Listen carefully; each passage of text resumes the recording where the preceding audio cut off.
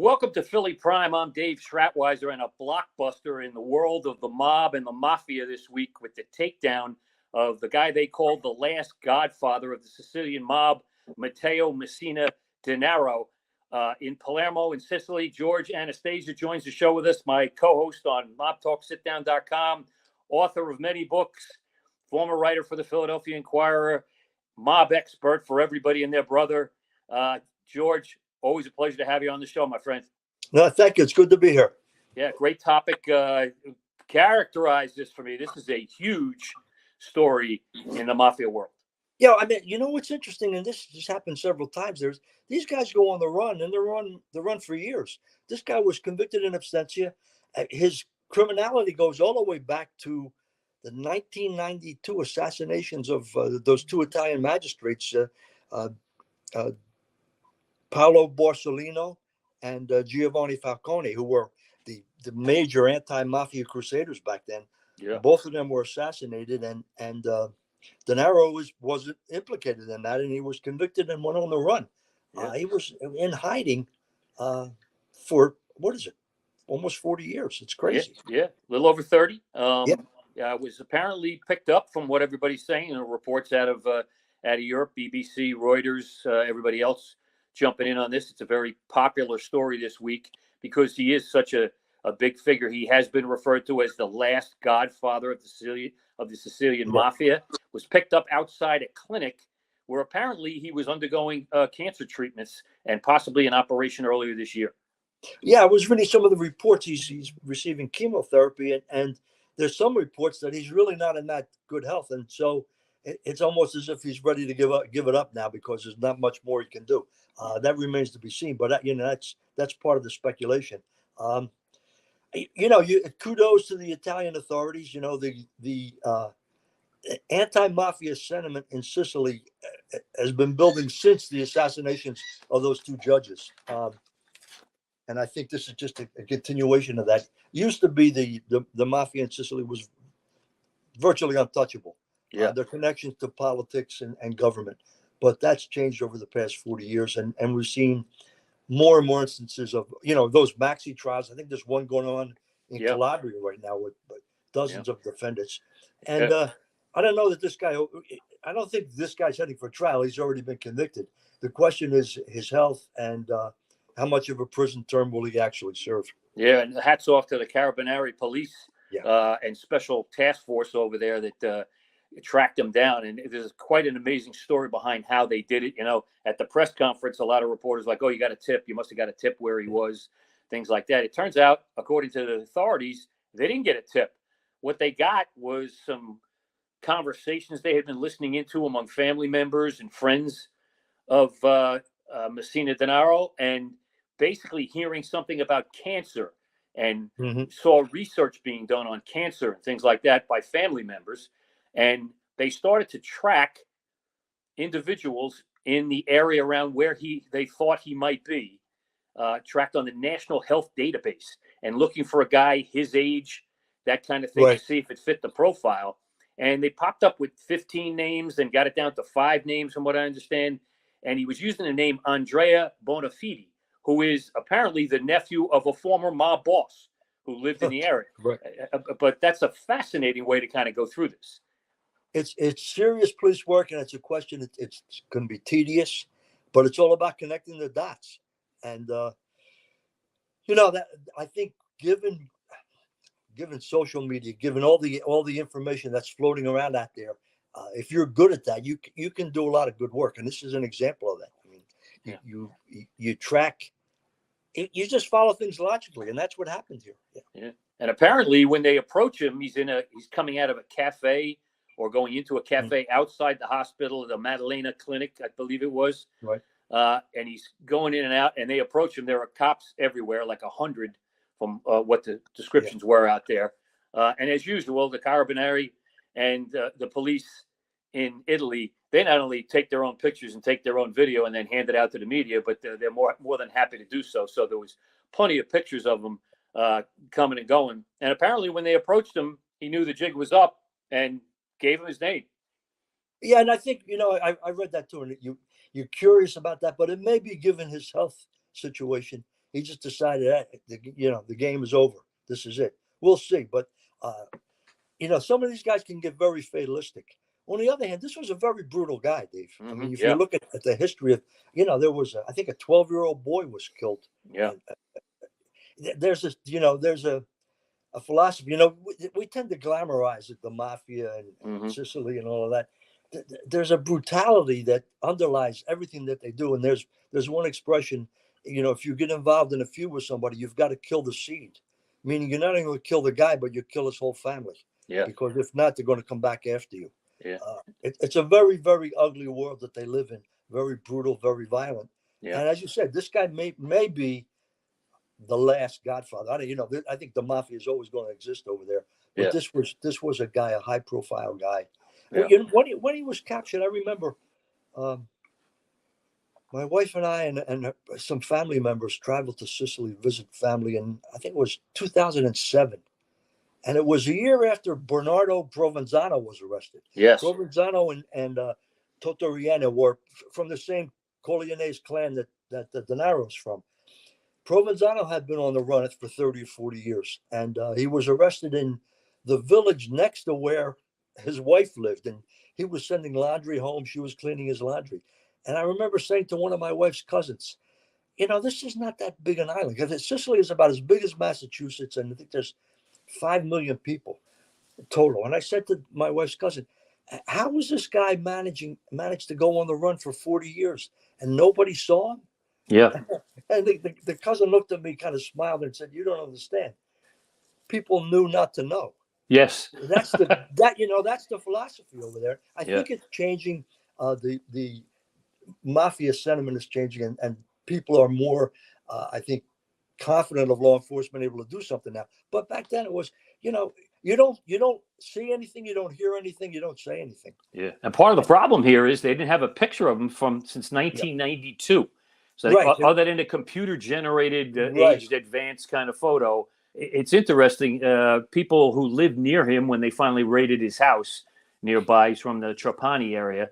When they raided his house after this, people said, oh, we'd see him coming and going. He'd go down the block to a cafe. He'd sit outside, kind of, non-distinct. And even at the hospital, people were saying they had no idea who he was, although the authorities are now looking into that.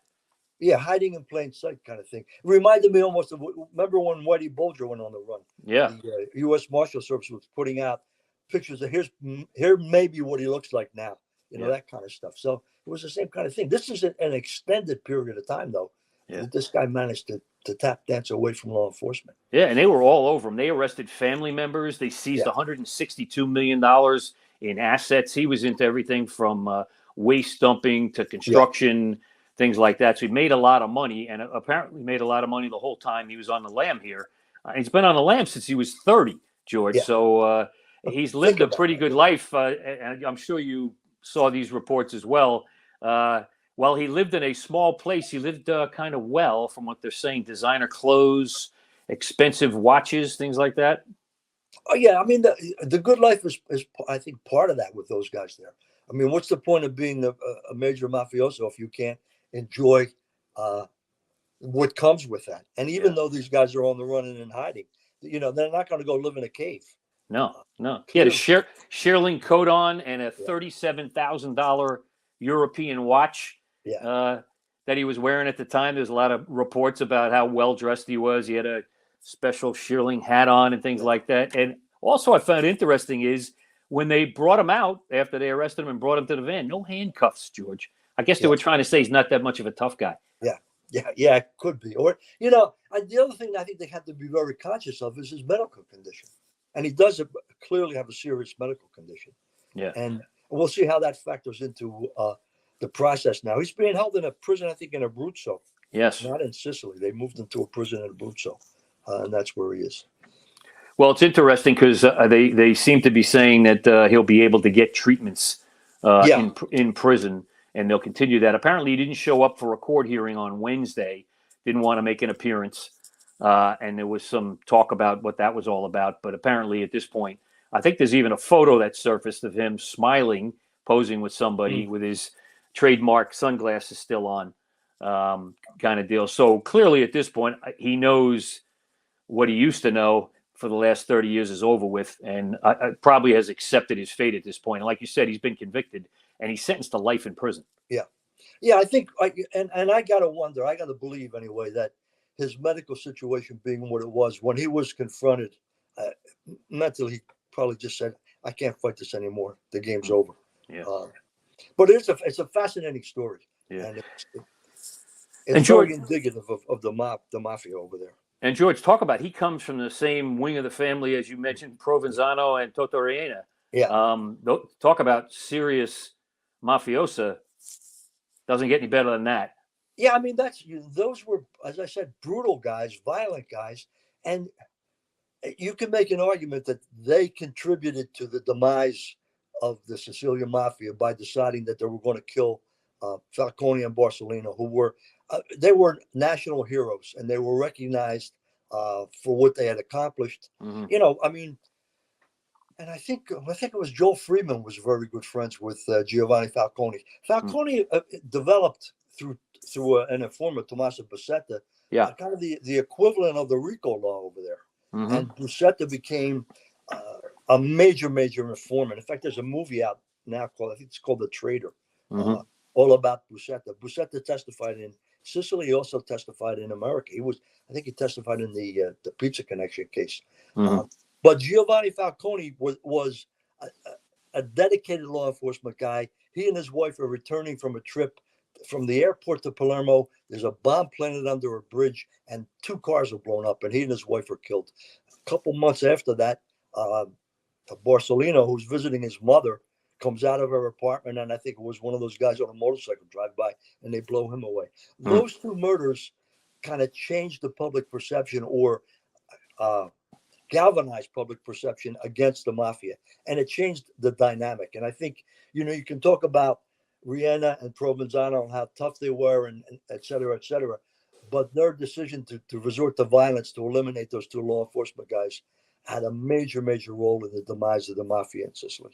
Yeah, and what they've been talking about is a series of bombings, I think at least 3, in which 10 people were killed. And as you said, that I think is what turned the public in Italy against them, and kind of had the authorities rooting for, the public rooting for the authorities. So much so, George, most of the reports from the day of the arrest said there were members of the public, citizens standing outside when this all happened, clapping and applauding the police. Yeah, I read that, and I don't think that would have happened 30 years ago. I was going to say, that's got to be a big change over there. Yeah, I think it is. It's a mindset, and it goes to, the other thing is, traditionally politics and law enforcement has been very corrupt, and I think that's changed as well. People see things like this happening, and they realize, law enforcement is doing its job. At least portions of law enforcement are. Now, I think we'll find out as this case plays out, there probably were a lot of bribes paid over the course of this period on the run, and different people involved in politics, I think, probably had a hand in helping him stay. There was a report of a bunker that was built where he would hide out. So I think we're going to find there were other people very much aware of who he was and where he was, and opted to keep quiet about it. Yeah, interesting. You talked about the brutality, and you mentioned earlier the 12-year-old boy, Giuseppe Di Matteo, who was the son of a mafioso who they believed was cooperating against them. They held him for 2 years, George, tortured the kid, did everything imaginable, and then apparently disposed of his body by putting it in acid. A 12-year-old boy. That does endear you with the people in Italy. Right. What does that say about the organization if they resort to that kind of stuff? This whole idea of men of honor, it's a distortion, and that's I think underscores that. It's this. These guys have always portrayed themselves as one thing when the reality is there's something very different. Yeah. In fact, he also said there were some quotes that were bandied about in some of the first reports that he once bragged that he could fill an entire cemetery with the people that he's killed during his life in the mafia. Yeah. So, that gives you status and standing with whom? Within the organization. That's all. It's a shame. But as I said, I think the mindset in Italy has changed. The public perception has changed. And he's right in the line with Bernardo Provenzano and Totoriena, these violent Corleonese mafioso. Yeah. And George, when you're under like that, We haven't seen a lot of that. You mentioned Whitey Bulger. I think the longest anybody has been on the run in the Philadelphia mob was Nicky Whip Milano, who took a year and split to Vegas before he came back to Philadelphia. I don't know anybody else who's been on the run that long. But can you be a mob boss and still give orders while you're in hiding like that and not give yourself away? Apparently in Sicily you can. Yeah. I mean, we saw a situation in Philly where Nicky Scarfa was trying to rule the family from prison, not even being away. Yeah. And, his son almost got killed because of that. So I think it's difficult. I think when you lose your status or lose your standing, it strains the loyalty of the rest of the organization. Whereas I think in Sicily, he's disappeared, but to the people involved in the organization, he's very much in play every day. He's not disappeared. Yeah. So it's a different set of circumstances. All right. What do you think of his future, George? Let's talk about that a little bit. But before we do, let's try this. I also saw a report, and there's so many reports out there that he might have had facial surgery, that he's undergone some changes and things like that. And like I said, they hadn't had a photo of him since 1992, so it's difficult to track the guy. Those kind of things. But interesting, so much so that apparently in September of 2021, the most recent computer-generated photo they had of him made its way around Europe, and there was a guy, a racing fan in the Netherlands, who got arrested because they thought he was Messina Denaro. Yeah, I saw that. Plastic surgery is another tool that these guys use. And there was I forget the name of the fellow. He was a Colombian narco trafficker who died while undergoing surgery. I mean, these guys try to change their look, try to change their face in order to kind of hide in plain sight. And it could be a risky proposition. I don't know how much of that he had done. I think his major concern, as we've said, is the cancer situation. Yeah. And that's going to play a big part in what happens going forward, I think. Yeah. You mentioned the bunker, George. This was not too far from his home. Yeah. Was concealed in a home by a closet, and you kind of slid the closet out, and here is this little tiny small room. They claim they found diamonds, emeralds, jewels, all kinds of clothing and things like that. But apparently what they didn't find is a file they're looking for, or a dossier kind of they're looking for, which contains stuff from Totoriena about the mafia in Sicily. And it sounds like the authorities wanted that and thought, I guess, that Messina Denaro had that. Well, one piece of speculation was that once he was picked up and word got out, somebody went to that bunker and took out those kind of things. Yeah. I read that in one of the articles. It's a complicated and fascinating case that'll probably be the grist for either a movie or a book, or maybe both. Oh, I would think so. That screenplay is already being written, George, as we speak, I'm sure. Right. And George, is it common in Sicily for underground tunnels out of your home, or a bunker somewhere else, or 2 or 3 safe houses to go to when the authorities are coming for you? Oh, I think these guys, when they're on the run, there's a whole network of safe houses and probably bunkers like this hidden behind walls, underground kind of stuff. I mean, these guys are very shrewd in that respect. And if you've got 35, 40 years to do it, you're going to have, I think, and that's why they're able to move around. I think because you can go to different safe houses. And I think it was Provenzano, when he was on the run, never stayed more than 1 or 2 days in one place. Mm-hmm. Yeah. George, your thoughts? What impact does this have now on the Sicilian mafia? Does someone take his place? Has somebody already taken his place? Where do they go next? Usually, there's there's somebody ready to move in, and it's understood that person will move in. I think the problem is how much at risk are they, given the information that led to this arrest? What else does law enforcement know? Where else can law enforcement go?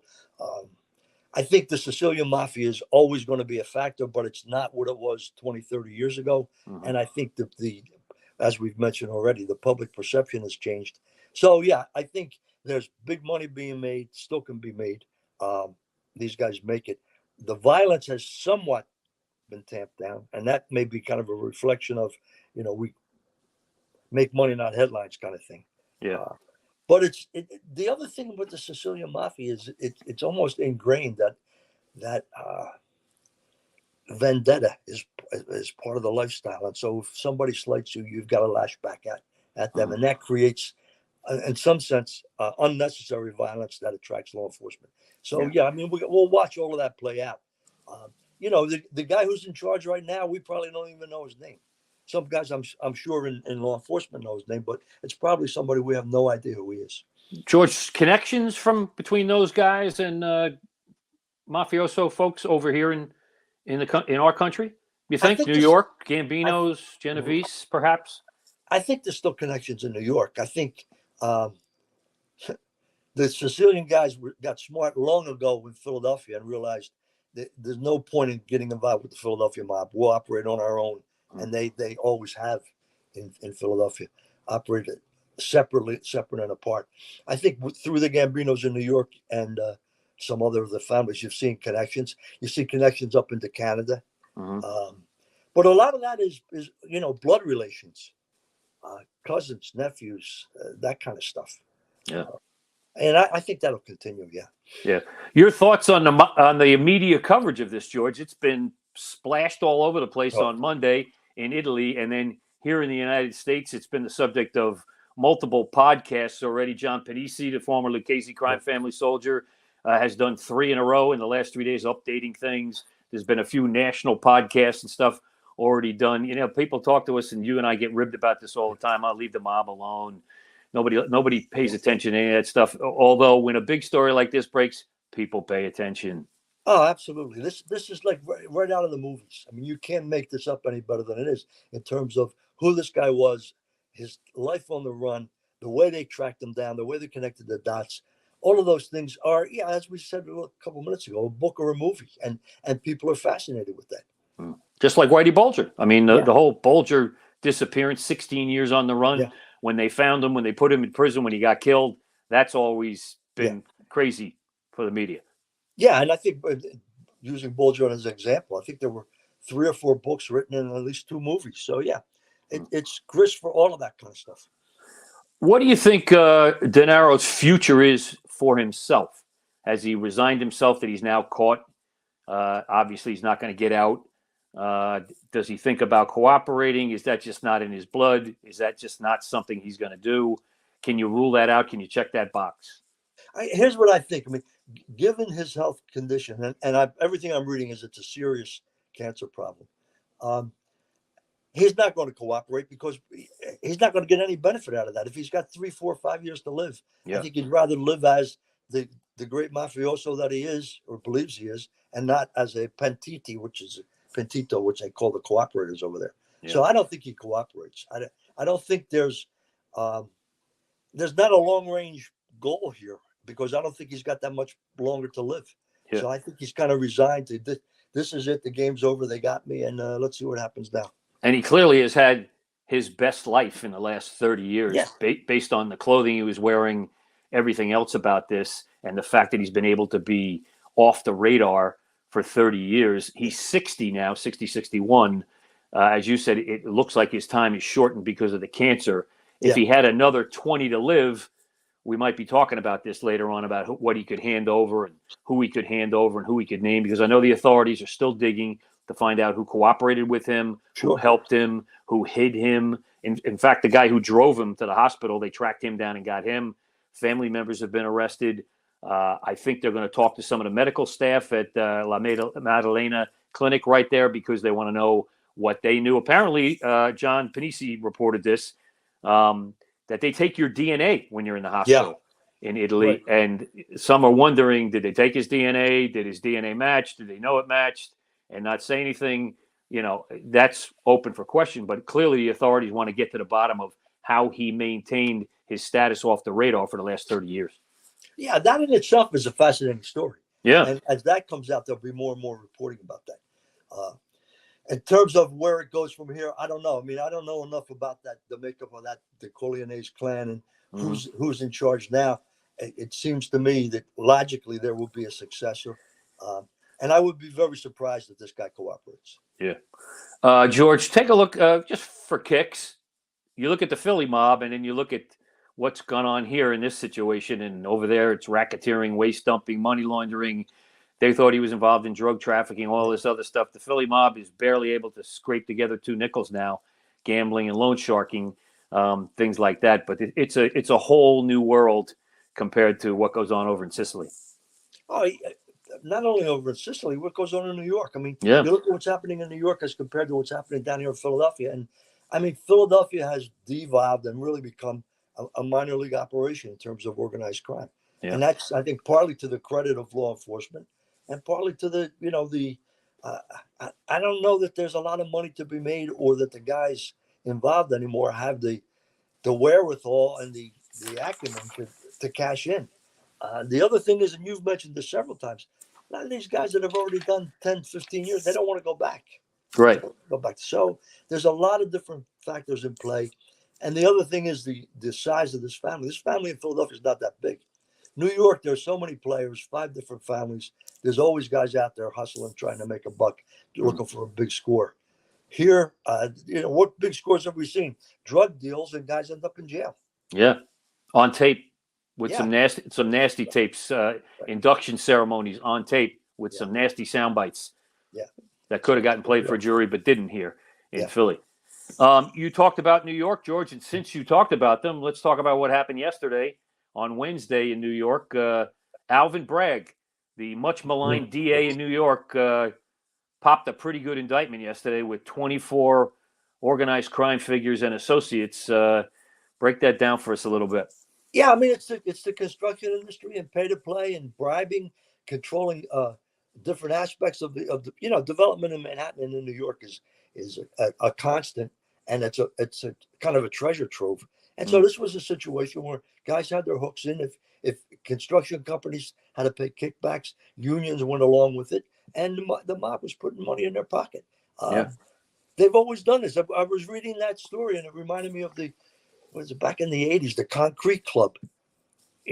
This ended up being part of the big Mafia commission trial. Back in the 80s, any concrete cement work in Manhattan worth more than $2 million, there were only 6 companies allowed to bid. Yeah. And those 6 companies were all paying off the mob families. So, they've long had their hooks into construction in New York. And this is just the latest example of that. It's money can be made, serious money can be made. And New York is it's a popping kind of place. There's always construction. So there you are. And they listed some of the projects these guys were involved in terms of bid rigging and other kickbacks and things like that. There's some big time projects in there, well-known buildings that they worked on, a lot of boutique hotels and things like that around the city. So even now in 2023, still seems like the mob has their finger in that pie. Yeah, you know what else it reminded me of, David? And it's I think it's again indicative of how much more sophisticated some of the New York guys are. The projects we're talking about where there were kickbacks and those projects got done. Nicky Scarfo went to jail because he was trying to shake down Wilbur Rouse in the Penn's Landing project. He wanted his money up front. He went to Rouse and said, I want $1 million or nothing happens. And he had Leland Beloff in his pocket. Whereas the smarter thing would have been, here, you're going to do this project, fine, but here's who you hire to pour the cement. Here's who you hire. Here's where you buy your lumber. And you get your $1 million that way. That's what New York has always done. The job got done. It wasn't like, you're extorting somebody, and if they don't pay off, nothing happens. In New York, the job gets done. Yeah. In Philadelphia, it was, give me the money. Grab the money with both fists. And again, it's Scarfo and it's greed, and it brought Scarfo down. Yeah. And Frank Camuso looks like he's the big name in this New York case of Capo and the Gambino crime family. One other big name up there. But I think 2023 made members and or associates, and they all got scooped up, chained up, and led in yesterday. It was an interesting, let's say, a press event given Alvin Bragg's reputation of late at being soft on crime and downgrading crimes to misdemeanors and things like that. He came pretty heavy at the mob yesterday. I'm wondering if he's making a statement here or trying to change his persona a little bit. Oh yeah, I think that's part of it. Be a mob buster. And Camuso was a guy. What I read about him is he's a guy who always was under the radar. Just went about his business. Yeah. And the business was making money for the mob. Yeah. Supposedly didn't use phones, didn't use things like that. Was basically, as you said, off the radar to the point where nobody was, I don't think, expecting this was coming. Although I heard rumors a year or two ago about search warrants and subpoenas and this very thing. It was kind of under the radar there. Yeah. And some of these guys might have just been waiting for, the knock to come at the door at 6 o'clock in the morning. Yeah. Yeah. So, which it often does. George, rank this story for me, the arrest of Messina Denaro. We talk about big stories all the time when it comes to the mob. Where does this rank? This has got to be right up there in the top 5. I mean, internationally, absolutely. It's an international story. So sure. This is a major event in the world of organized crime. In Sicily and Italy, it's the front page story and it's the number one, I think. But internationally, it's a major story. And in terms of the history of organized crime, it's top 5, top 10 story of all time. Absolutely. This guy was a major figure. Yeah, usually it's a murder or a big mob hit or the Castellano hit, stuff like that. Obviously, those are big stories. But this is a takedown, not a takeout, so to speak. Yeah, absolutely. And it remains to be seen where it goes. What else comes of this? I don't know that Denaro himself would cooperate, but there are going to be a lot of people who are going to get squeezed as a result of this because of the roles they played in protecting him, helping him, whatever. Some of those people may start cooperating, and then it's just a snowball coming down the hill. So we'll see. Can you see that them kind of peeling back the onion here with the folks who were around him, hoping to turn a few? If he won't turn a few of them, maybe get some other names in that bombing series back in the 90s if they're still alive. Those kind of folks. And I think that's the way you approach this. You're going to be able to put a lot of pressure on a lot of different people who get implicated in this guy's world while he was on the run. And are any of those people in jeopardy in terms of, are they going to give up what they know to get out from underneath? We'll see. And you can tell with the tenacity with which the Italian authorities went after this, from the tracking of the medical records to phone traces and stuff like that on the person whose name he was using, to see that his phone was nowhere near the hospital on the supposed day that the cancer operation had occurred. He was nowhere near that. And they kind of knew, okay, somebody's using this guy's name. And to use the name of a former, apparently a high-ranking mafioso, his nephew's name, I don't know how smart that was, but it sounds like it made it a little bit easier for them to at least get their foot in the door here. Yeah, you see the name and then you say, wait a minute, this couldn't have been this guy. Who was it? And as I said, they connected the dots and they did it very well. Yeah. Well, George, we always say in our circle that just when you think things are kind of, calming down, settling down, we got a couple of guys, 3 guys going off to jail here in Philadelphia now, top guys, and you're thinking things are going to start to quiet down. You wake up Monday morning and bam, you have this. There it is. Yep. Never a dull topic, the Mafia, and despite the claim of folks to, leave them alone kind of thing, obviously everybody's enthralled with this story. Yeah, and that whole argument, leave them alone, I understand some of it in terms of. Yes, I do too. Yeah. But in terms of who these guys were, this isn't really a bad guy. The things he did were horrendous, and he's being brought to justice. That's a good thing. Okay, George, listen, it's always a blast to have you on. We'll be doing a mob talk about this probably pretty soon too. We'll talk about some new developments and things like that. I appreciate you coming on the show. George is a very busy fellow. He's teaching. He's doing all kinds of things. And George, I bet the phone rings soon, maybe, about a book or a screenplay, or George, would you be interested? That kind of thing. And I wouldn't be shocked if you called me in a couple of weeks and said people are reaching out. We'll see. Who knows? It's a funny business, Yes, it is. Well, I appreciate your time, brother. Thank you very much for coming on. It's always a great show with you folks. Thanks for listening to Philly Prime this week, and tune in again next week. Thanks again, George. Greatly appreciate it. Okay, Dave. Anytime.